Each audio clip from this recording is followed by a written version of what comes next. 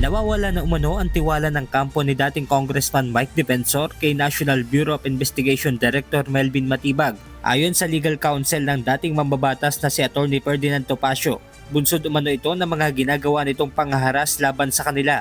Bagamat wala po tayong paggalang, paprangkahin ko na doon sa namumuno ngayon sa NBI na halatang halata din po natin na puppet ng Malacanang na ang papel lamang niya ay manggulo sa investigasyon.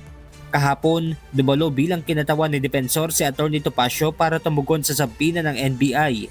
Patungkol ito sa alegasyon ng panunuhol umano ng dating mambabatas ng 5 million pesos sa bawat isa sa 18 bodyguards kapalit ng kanilang paglabas sa publiko para magpahayag ng kanilang umanong pagde-deliver ng maleta ng pera. Dagdag pa ng abogado, sa kaso ng kanyang kliyente, wala na anila silang aasahan na patas na pagtrato mula sa liderato ng NBI.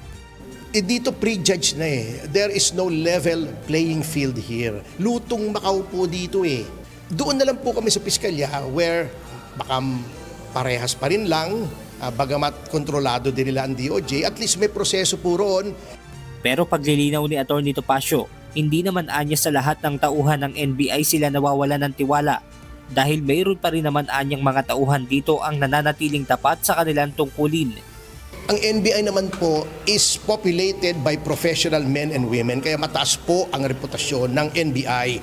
Nakakalungkot nga po na ito po ay sinisira ng isang tao lamang. Samantala, pinag-aaralan na rin ng kampo ni Defensor ang pagsasampa ng reklamo laban kay NBI Director Matibag dahil umano sa ginagawa nitong panggigipit sa kanila.